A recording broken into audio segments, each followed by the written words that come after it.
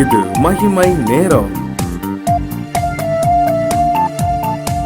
கர்த்தரும் இயேசு கிறிஸ்துவின் நாமத்தினாலே மகிமை டிவி நேயர்களை நான் மறுபடியுமாக வாழ்த்துகிறேன். இந்த நாட்களிலும் பலவீனத்திலிருந்து நம்மை விடுதலை ஆக்குகிற கர்த்தர் என்ற தலைப்பிலே நாம் தியானிக்க இருக்கிறோம். பலவீனங்கள் என்று நாம் பார்க்கும் பொழுது பெண்களாகிய நமக்கு அநேக பலவீனங்கள் உண்டு. உனக்கு என்ன பலவீனம் என்று நம்மிடத்தில் கேட்டால், என் கைகளில் வலி காணப்படுகிறது, என் கால்களில் வலிக்கிறது, எனக்கு நிற்க முடியவில்லை, நடக்க முடியவில்லை, என்னுடைய கண்கள் தெளிவாக இல்லை என்று அநேக பலவீனங்களை குறித்து நாம் பேசுவோம். இன்றைக்கு நான் பார்க்கும் பொழுது ஆவிக்குரிய பலவீனங்களிலிருந்து தேவன் நமக்கு எப்படி விடுதலை தருகிறார், அந்த பலவீனங்களிலிருந்து எப்படி நம்மை பலப்படுத்துகிறார் என்பது குறித்து நாம் தியானிக்க இருக்கிறோம்.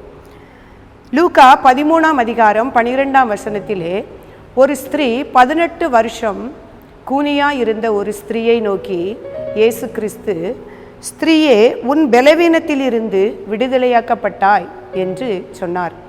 அப்பொழுது 18 வருஷமாய் நிமிரக்கூட முடியாதபடி இருந்த அந்த கூனியினுடைய பலவீனம் நீக்கப்பட்டது. அதோடு அவளுடைய பாவங்கள் எல்லாம் மன்னிக்கப்பட்டு அவளுடைய பலவீனங்களிலிருந்து முழுவதுமாக விடுதலையாக்கப்பட்டாள் என்று நாம் பார்க்கிறோம்.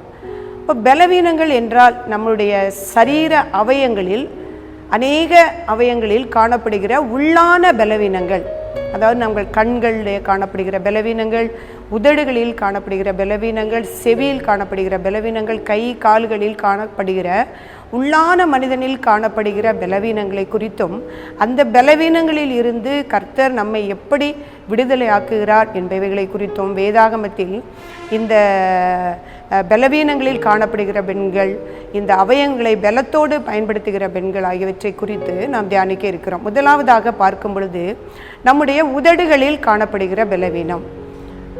நம்ம உதடுகளில் காணப்படுகிற பலவீனம் என்றால் உதடுகளில் வரக்கூடிய வார்த்தைகள், நம்முடைய வாயின் வார்த்தைகளினால் காணப்படுகிற பலவீனம். நம்முடைய பலமுள்ள உதடுகள், பலமுள்ள வார்த்தைகள் என்றால் எப்படி இருக்க வேண்டும்? ஞானமுள்ள வார்த்தைகளை நாம் பேச வேண்டும். நம்முடைய வார்த்தைகள் விசுவாசமுள்ள வார்த்தைகளாக இருக்க வேண்டும்.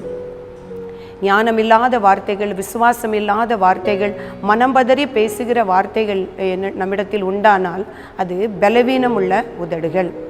வேதத்திலே பார்க்கும் பொழுது இந்த உதடுகளை ஞானமாய் பயன்படுத்திய 2 ஸ்திரீகளை குறித்து நான் பார்க்கும் பொழுது, சிப்பிராள் பூவாள் என்று 2 ஸ்திரீகளை நாம் அறிந்திருக்கிறோம் வேதத்திலே. எகிப்தின் ராஜா யூதாவினுடைய ஆண் பிள்ளைகளை எல்லாம் கொன்று போடும்படி அவர்களுக்கு கட்டளை கொடுத்திருந்தான்.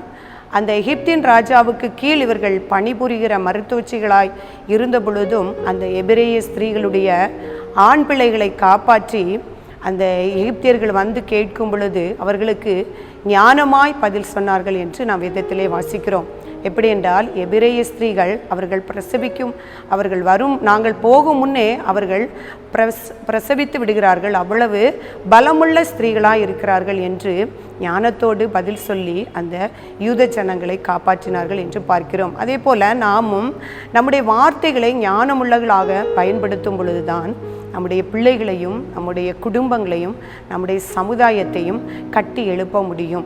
நம்முடைய ஆதி தாய் நம்ம ஏவாளை பார்க்கும் பொழுது, அவள் ஏதேன் தோட்டத்திலே சுற்றி வரும் பொழுது அந்த சாத்தானானவன், அதாவது சர்ப்பமானது ஸ்திரீனிடத்திலே கேட்கிறான், தேவன் இந்த தோட்டத்தில் உள்ள விருட்சங்களை எல்லாம் நீ உண்ணக்கூடாது, விருட்சத்தின் கனிகளை உண்ணக்கூடாது என்று சொன்னதுண்டோ என்று கேட்கும் பொழுது ஏவாள் பலவீனமாய் தன்னுடைய வார்த்தைகளை ஞானமாய் சொல்லாதபடிக்கு, ஆம், அந்த கனிகளை நாங்கள் சாப்பிடும் பொழுது சாகவே சாவோம் என்று கர்த்தர் சொல்லியிருக்கிறார் என்று சொன்னது நிமித்தம் அந்த சர்ப்பம் ஏமாற்றியதற்கு இடம் கொடுத்து அவள் தன் மகிமையை அந்த ஏதேன் தோட்டத்தில் இழந்து போனாள் என்று நாம் வாசிக்கிறோம். ஆகவே நாமும் நம்முடைய வார்த்தைகள் ஞானமுள்ளதாய் காணப்பட வேண்டும்.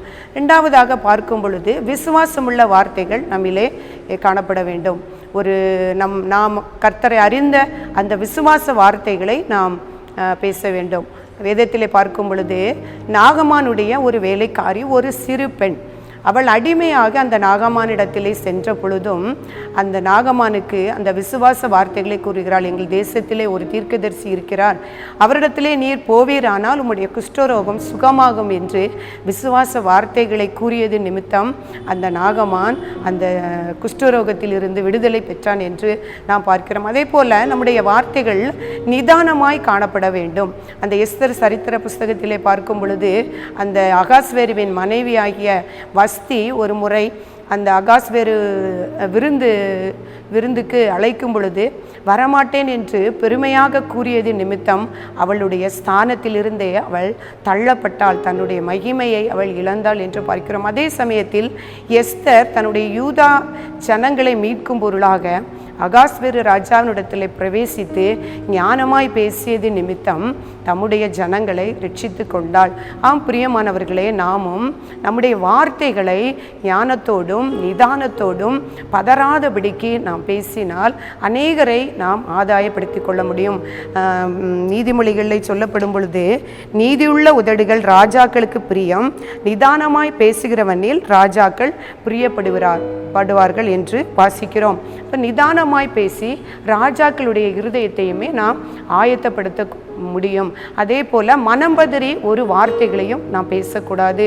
உங்கள் வாயில் பிறக்கலாகாத தூஷணமான வார்த்தைகளை விட்டுவிடுங்கள் என்று கொலோசியருக்கு எழுதின நிருபத்திலே பவுல் அப்போஸ்தலர் சொல்லுவதை நாம் பார்க்கிறோம். அப்போ மனம் பதறி வார்த்தைகளை நாம் பேசாதபடி நிதானமாய் ஞானமாய் பேசுகிற உதடுகளை கர்த்தர் தரும்படியாய் நாம் அவரிடத்தில் ஜெபிக்கும் பொழுது அவர் நம்முடைய உதடுகளை பலப்படுத்துவார்.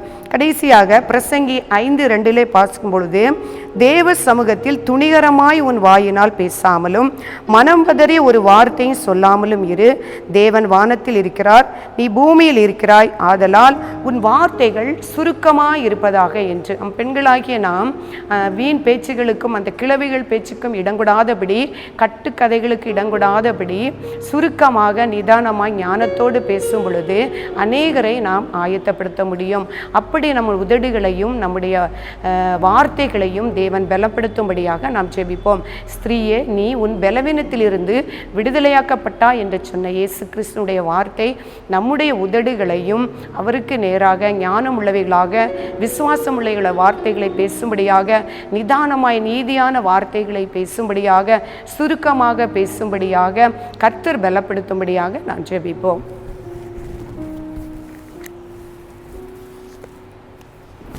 கிருபை நிறைந்த எங்கள் அன்புள்ள தகப்பனே, இந்த கேட்ட வார்த்தைக்காக உமக்கு நன்றி செலுத்துகிறோம். அப்பா, நாங்கள் பலவீனமான பாண்டங்கள் ஆண்டவரே, எங்களை பலவீனத்திலிருந்து விடுதலையாக்க உம்முடைய ஆவியினாலே ஆகும். அப்பா, இன்று நாங்கள் தியானித்தபடி எங்களுடைய வார்த்தைகள், எங்கள் உதடுகள், எங்களுடைய நாவுகள் அப்பா உமக்கு பிரீதியாக இருப்பதற்காக கர்த்தாவே எங்களை பலப்படுத்தும்படியாக நாங்கள் ஒப்பு கொடுக்கிறோம். அப்பா, ஞானமான வார்த்தைகளை பேசவும், நிதானமாய் பேசவும், பெருமையானவைகளை பேசாதபடிக்கு சுருக்கமாகவும் தாழ்மையாக பேசவும் கர்த்தர் எங்களுக்கு கிருபை செய்யுங்க. தூசணமான வார்த்தைகளும் கட்டுக்கதைகளும் எங்கள் வாயிலிருந்து வராதபடிக்கு எங்கள் வாய்களை நீர் பலப்படுத்தும்படியாய் நாங்கள் ஜெபிக்கிறோம். சுவாமி கொடுத்த வார்த்தைகளுக்காக உமக்கு நன்றி அப்பா. கேட்கிற ஒவ்வொருடைய உள்ளத்திலும் கிரியை செய்யும்படியாய் நான் ஒப்பு கொடுத்து ஜெபிக்கிறேன். இயேசு கிறிஸ்துவின் மூலம் ஜெபிக்கிறேன் பிதாவே.